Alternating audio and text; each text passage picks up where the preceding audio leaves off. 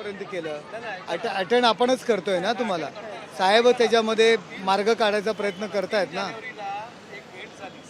हां हां त्याच्यानंतर साहेबांनी पैठणकर साहेब जे आहेत हां नायब तहसीलदार या मॅडम पण होत्या हां हां त्यांनी जे पत्रव्यवहार करायला सांगितले ते पण केले जे एनसीटी कंपनी गेल्यामुळे ते आरपी जे आहेत त्यांच्यावर मीटिंग लावण्यासाठी गेले 6 महिने कॉन्टॅक्ट करतोय हां हां त्यांच्या मॅडमकडे 2 नंबर दिले त्या आरपीशी ती मीटिंग साहेब लिगली आम्ही प्रोसेस करून पण अजून होत नाहीये आता ते तो कोणाकडे हा विषय कोर्टात आहे बरोबर आहे ना ऐका ना अरे अरे हो ना पण आता कोर्टात गेला विषय त्यातनं तो बाहेर तर करायला पाहिजे विषय कोर्टाचा निर्णय काय लगेच लागतो का आता त्याच्यावरती साहेब फॉलोअप करतायत करत नाही आहेत का तुमच्या बैठका करतायत ना ऐका ऐका अरे हो ना तो आता तो भारताच्या बाहेर गेलाय पळून गेलाय काय गेलाय त्याला सगळं ते सगळे विषय सुरू आहेत परंतु याच्यामध्ये फॉलोअप कोण करतंय आतापर्यंत आतापर्यंत फॉलोअप कोण करतंय सांगा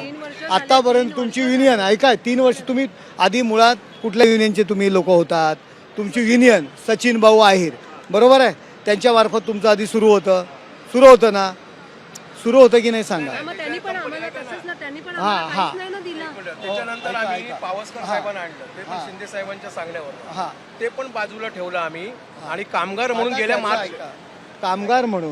म्हणून बाकीचे आमचे नम्रता भोसले असेल किंवा हे लोक तुम्हाला अटेंड करतायत फॉलोअप करतायत बरोबर आहे कंपनीचा विषय आता त्याचा फॉलोअप करतायत तो विषय गेले कोर्टामध्ये म्हणजे त्याचं NCE काहीतरी म्हणतात ना NC म्हणतात आता त्याचा तो निर्णय लागायचा आहे तो निर्णय लागल्यानंतर ते कोर्टच आहे त्याला कोर्टाची ट्रिब्युनल आहे त्याला कोर्टाचे अधिकार आहेत ते कसं वेगळं नाही ते कोर्ट आहे म्हणजे शासनाने अशा काही गोष्टींकरता कोर्ट नेमलेलं आहे तर कोर्टाचा निर्णय त्याला बाहेर घ्यायचा आहे त्या कोर्टाच्या निर्णयाचे इन बिटवीन तुमचं असीम गुप्तांबरोबर आपल्याला मिटिंग घेऊन त्याचं डेव्हलपमेंट कसं थांबवता येईल काय येईल ते त्याला पुढे परवानगी न देता येईल ह्या सगळ्या गोष्टी सुरू आहेत सगळ्या गोष्टी सुरू आहेत की नाही सांगा नाही 3 वर्ष आम्ही पगार पण नाही घेतलाय साहेब ऐका ना 3 महिने आम्ही 3 वर्षापासून 1 करोड 80 लाखासाठी गेल्या वेळेला पण आंदोलन केलं तर मॅडमनीच आमचं आंदोलन मोडलं आणि म्हणाले की आम्ही तुम्हाला सहकार्य करू कुठे आंदोलन 2 वर्ष आंदोलन करून आम्ही माघार घेतलं ना आंदोलन करून किंवा हा विषय सुटणार आहे का साहेब बघा एवढी लोक पण कसा सुटेल हा विषय कायदेशीर मार्गाने किती वर्ष कायदेशीर मार्गाने मी तुम्हाला सांगतो कायदेशीर मार्गाने याचा प्रश्न सुटणारच नाहीये तुम्हाला सांगा मग त्याला आउट ऑफ द कोर्ट परंतु कोर्टातनं ते बाहेर तर काढावं लागेल काढण्यासाठी 6 महिने आम्ही सांगतोय त्या आरपीची मीटिंग घ्या आरपी स्वतः तयार आहेत मॅडमला आम्ही सांगितलं आरपी तयार आहेत आम्हाला बोलवतो गव्हर्नमेंटने आम्ही येऊ शासनाने बोलवतो चाललंय ना पण प्रयत्न नाही ना साहेब त्यांना विरोधच जात नाही 1 करोड 80 लाखासाठी फक्त गेलेली आहे फक्त 1 करोड 80 लाखासाठी नाही पण काही होत नाही साहेब 3 वर्ष काहीच केलं नाही हिते